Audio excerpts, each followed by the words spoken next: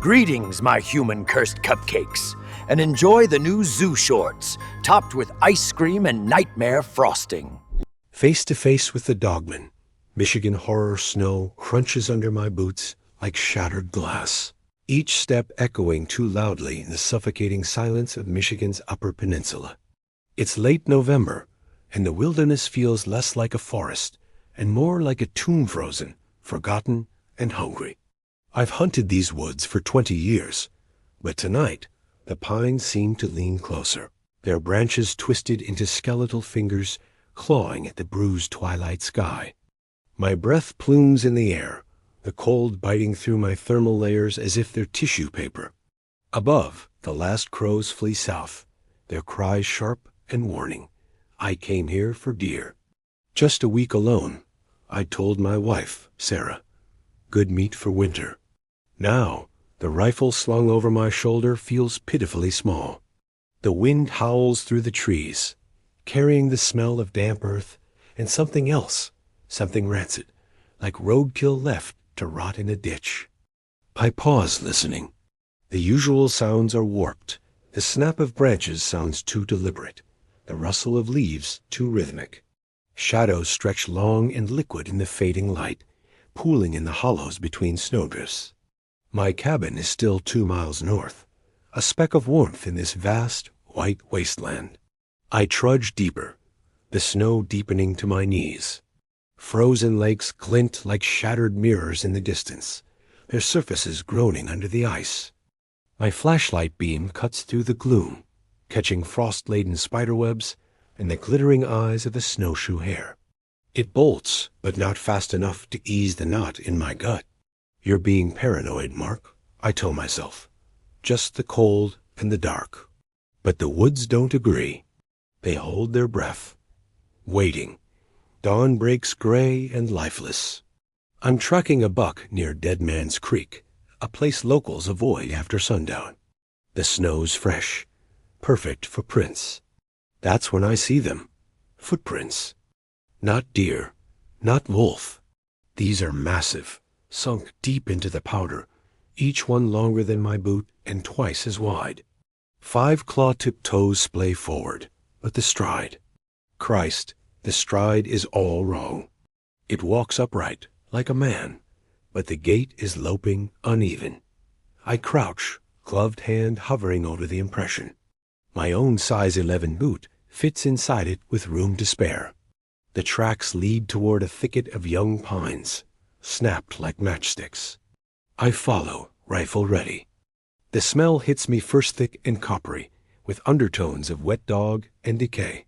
Behind the pines, a deer carcass lies mangled. Not eaten, torn, ribs splintered outward, entrails strewn across the snow in glistening ropes. The head's intact, eyes frozen wide in terror. No bear does this. No cougar. This is rage. This is hunger with intelligence. I retreat, pulse hammering in my ears. That night, in my cabin, I bolt the door and pile wood into the stove. The fire crackles, but it can't drown out the sounds. First, a low thump-thump against the western wall. Then, a howl not wolf, not coyote. It's guttural, rising into a shriek that scrapes my spine raw. It echoes until the windows rattle. I grab my rifle and peer through the frost-rimmed window. Nothing but swaying trees and moonlight on snow. Then movement, a shadow, detaches itself from the pines. Tall, too tall. It stands on 2 legs, shoulders hunched, head swiveling slowly toward the cabin. Moonlight catches amber eyes, glowing like embers in the dark. Intelligent, curious, hungry. I flick on the porch light. The eyes vanish, but something heavy lands on the roof thud. Shingles groan. Claws scrape wood, slow and deliberate, right above my head. I don't sleep. I sit with my back against the wall, rifle across my knees, listening to the thing pace the roof until dawn bleeds the sky pale. 3 days later, I'm desperate. Cabin fevers of ice. I need air, even poisoned air. I hike to High Ridge, where the trees thin and the wind screams. Mist rolls in, thick and icy, reducing the world to shades of gray. That's when I hear it, a low growl, vibrating in my chest like a tuning fork. I spin. 20 yards away, it emerges from the fog. 7 feet tall, fur matted with snow and dark, frozen blood. Muscles coil under shaggy, gray-brown hide. Its snout is wolf-like, but elongated, lips curled back from yellowed fangs. And those eyes amber, intelligent, locking onto mine with predatory focus. It steps forward. A branch snaps under its weight. I raise my rifle. It smiles, a grotesque stretch of muzzle, revealing rows of jagged teeth. Then it charges. It charged. No warning snarl, no hesitation, just raw, predatory acceleration. 7 feet of muscle and matted fur tore through the mist, snow exploding under its clawed feet. Time liquefied. My rifle felt like a toy. I squeezed the trigger. Click. The cold had seized the firing pin. The dogman closed the distance in 3 heartbeats. Rancid breath hit me, first hot carrion and wet dog, so thick I gagged. Its amber eyes burned with unnerving intelligence, locking onto mine as it reared up. Claws, black and curved like skinning knives, slashed downward. I ducked, rolling into a snowdrift. The claws grazed my parka, shredding nylon and filling the air with goose down. I scrambled backward, fumbling for my hunting knife. The creature landed where I'd stood, snow hissing where its drool hit the frost. Up close, its fur was a nightmare tapestry. Patches torn away to reveal scarred, grayish skin, clumps matted with frozen blood and burrs. Its muzzle wrinkled, exposing yellowed fangs longer than my fingers. A low growl vibrated in my chest, deeper than any natural animal's. This isn't instinct, I realized. It's enjoying this. It lunged again. I swung the knife. The blade sank into its forearm, a shallow cut, but dark blood welled, thick as motor oil. The dogman barely flinched. Instead, it swatted me like a ragdoll. Pain exploded in my ribs as I flew 10 feet, crashing into a pine trunk. Branches rained down, and the world blurred. Through the haze, I saw it stalk toward me, blood dripping from its wound onto the snow. Each drop steamed. It leaned down, snout inches from my face. Hot breath fogged my goggles. Up close, its eyes weren't just amber. They had pupils like a human's, dilated with cruel curiosity. Saliva strung from its jaws, landing on my cheek. It smelled like decay. Then, a distant crack of frozen branch snapping in the wind. The dogman's head snapped toward the sound. For a heartbeat, it hesitated. I drove my boot into its throat. It stumbled back, choking on a guttural snarl. I didn't wait. Adrenaline burned through me, overriding the agony in my ribs. I ran. The forest became a smeared nightmare. Snow dragged at my boots like quicksand. Branches whipped my face, drawing blood. Behind me, the dogman's howl split the air, a sound that wasn't a wolf or man, but something ancient, echoing off the hills like a war cry. I didn't look back. I knew it was coming. Thump, thump, thump. Its footsteps pounded the earth, shaking snow from the trees. Closer, always closer. I veered toward Dead Man's Creek, leaping over ice-skimmed rocks. Mist swallowed the path ahead. I risked a glance backward. It was leaping. 20-foot bounds, knuckles dragging, then pushing off like an ape. Blood still dripped from its arm, painting crimson streaks in the snow. Its eyes glowed through the fog, fixed on me. I hit the creek, ice cracking under my weight. Freezing water soaked my boots, numbing my feet instantly. The dogman hit the bank behind me, too heavy for the ice. It plunged through, snarling as icy water swallowed its legs. Go! I clawed up the opposite bank, ribs screaming. The creek bought me seconds. Only seconds. It hauled itself out, shaking water from its fur with a roar. Now it was enraged. It crashed through the undergrowth, snapping saplings like toothpicks. I sprinted uphill, lungs burning. A fallen log blocked my path. I vaulted it. Claws ripped through my calf. White-hot pain. I collapsed, rolling down an embankment. My pant leg hung in tatters, blood soaking the snow. The wound wasn't deep, but it seared like fire. Above me, the Dogman crested the ridge, silhouetted against the gray sky. Saliva dripped from its jaws as it scented my blood. It descended slowly this time, savoring. I crawled backward, hand closing around a rock. Useless. The creature paused 10 feet away, head cocked. Then it lunged not at me, but at a rotted stump beside me. Claws shredded wood into pulp. A warning. Run again, it seemed to say. Make it fun. I ran. I don't know how I reached the cabin. Blind terror carried me the last mile. I slammed the door, driving home the deadbolt, just as something heavy thudded against the wood. The whole frame shuddered. Silence. Peering through the window, I saw nothing but swirling snow and dusk. My breath fogged the glass. Then movement, a shadow detached from the tree line. The Dogman stood at the edge of the clearing, head lowered. Blood streaked its fur, black in the twilight. It stared at the cabin, eyes burning like dying coals. It didn't charge, didn't howl.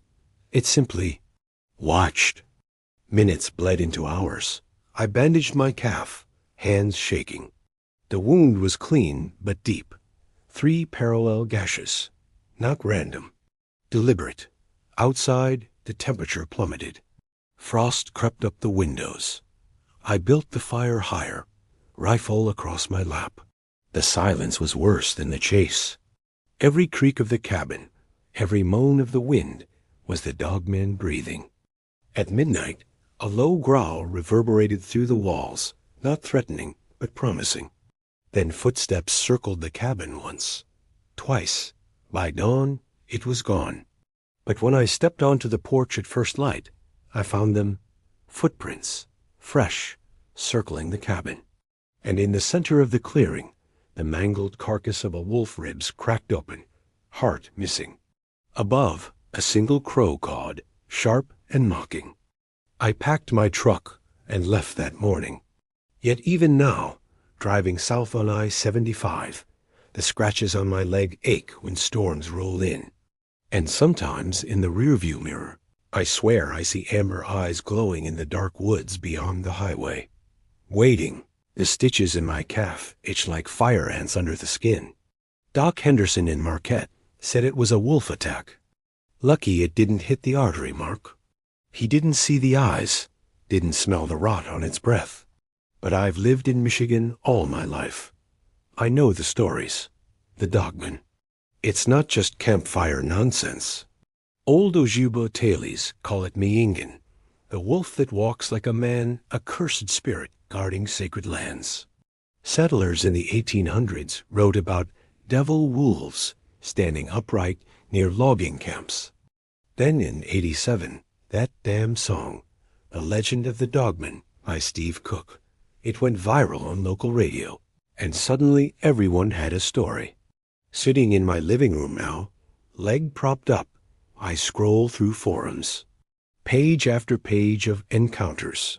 A trucker near Wexford County saw it loping alongside I-75 at dawn. A family in Luther found paw prints circling their cabin, bigger than a grizzly's. And always the eyes amber, intelligent, staring from the woods like they know you. But the one that freezes my blood is from a hunter near Dead Man's Creek in '98. He described it exactly. 7 feet tall, matted gray fur, claws like butcher hooks. He shot it. The thing just smiled and kept coming. They found his body torn apart, rifle bent like a pretzel. No, I think closing the laptop, not just folklore. It's real, and it marked me. Healing is worse than the attack. The wound festers.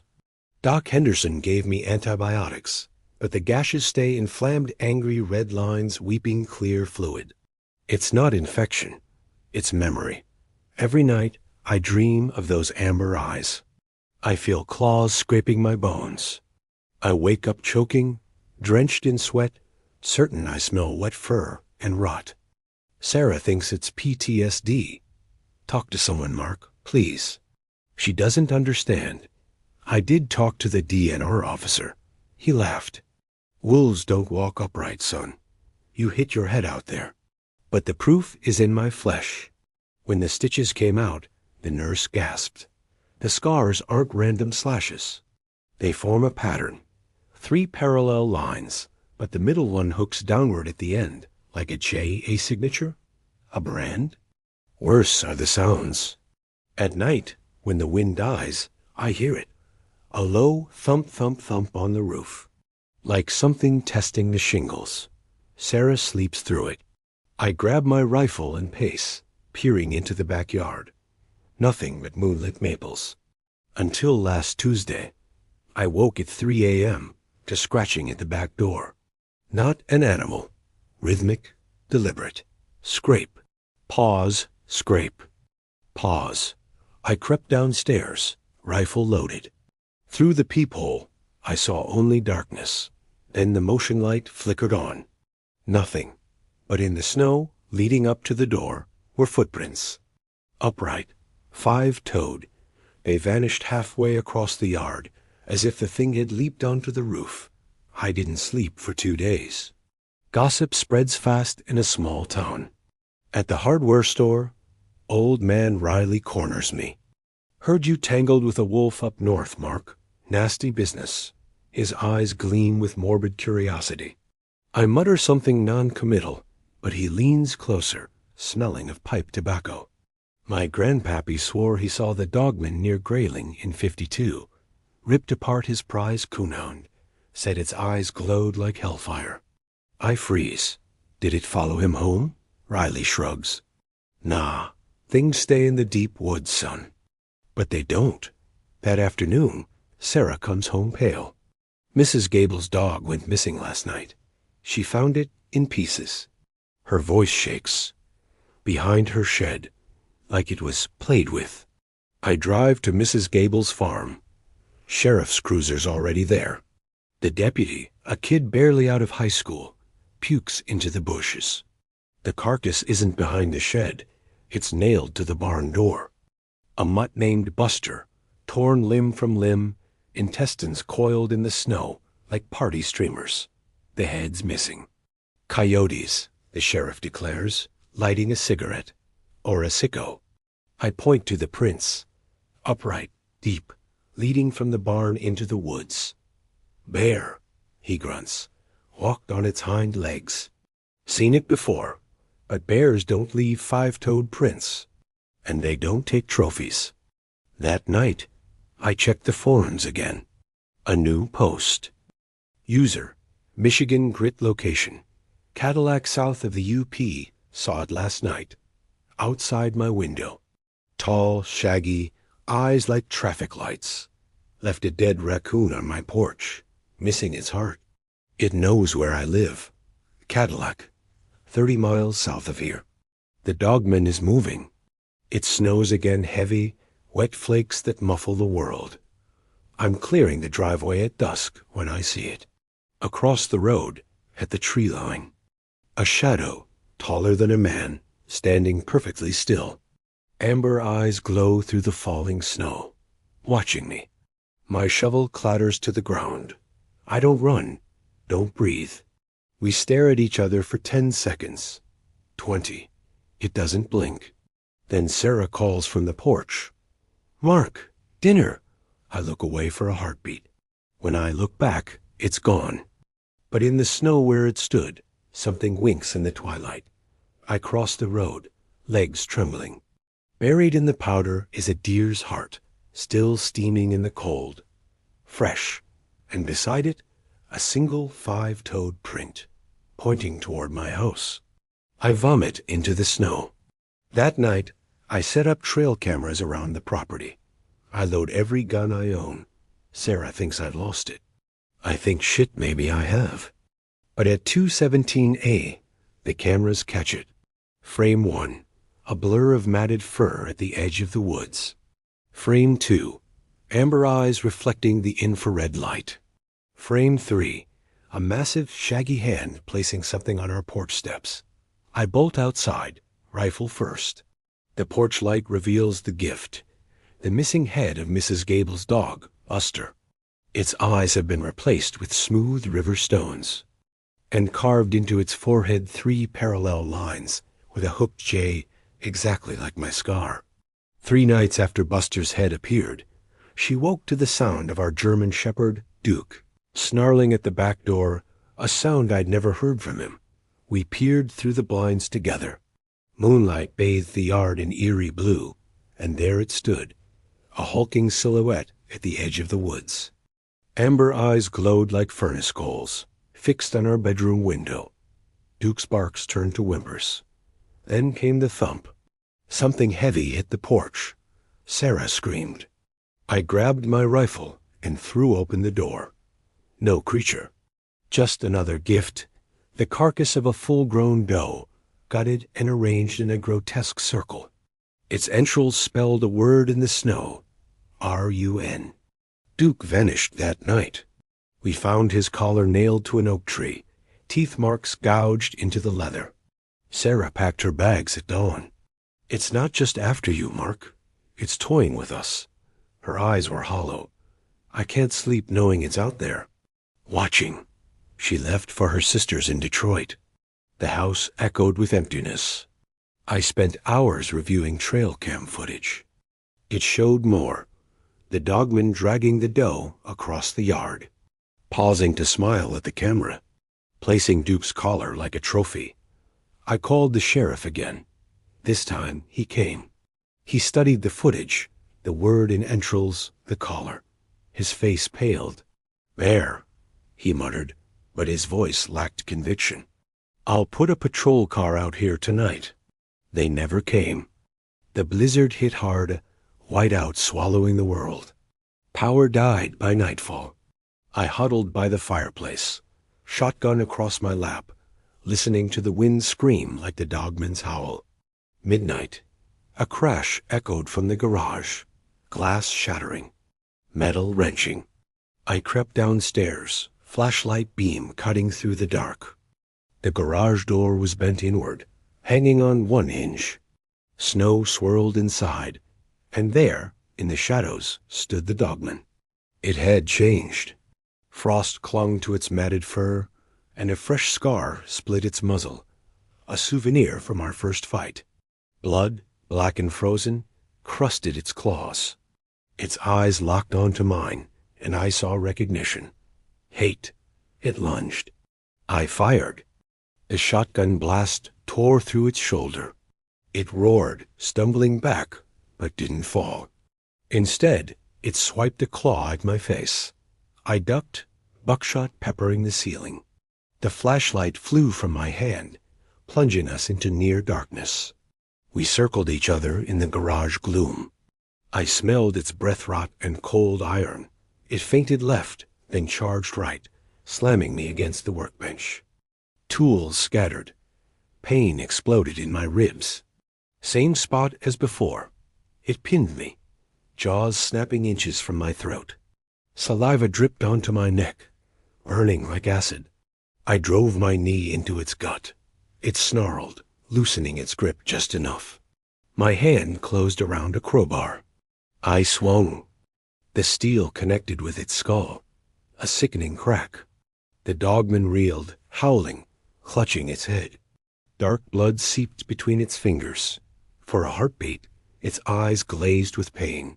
Then they refocused, calculating. It retreated into the blizzard, melting into the white chaos like a ghost. I collapsed, ribs screaming, crowbar still clutched in my shaking hand. Blood mine, and it smeared the concrete floor. The storm passed. Dawn revealed carnage. Bloodstains led from the garage into the woods, vanishing at the tree line. The sheriff returned, finally taking prints. Whatever this is, he admitted, it's not natural. He offered witness protection. I refused. I sold the house, moved to apartment in Traverse City, surrounded by concrete and streetlights. But the nightmares followed. Every winter, when the first snow falls, I wake to the sound of claws scraping my balcony. I find prints in the frost-upright, five-toed. Sometimes, gifts appear. A dead rat with its heart missing. A mangled crow with amber stones for eyes. Last week, a letter arrived. No return address. Inside, a Polaroid. A blurry shot of the dogman standing in my old backyard, head tilted, eyes glowing. Scrawled on the back in jagged handwriting, "You still run, I still hunt." I sit now, staring at the photo, the crowbar on my desk. The scars on my ribs and calf throb with the cold. The woods of the Up are hundreds of miles north. But it doesn't matter. The dogman isn't bound by forests. It's bound by me.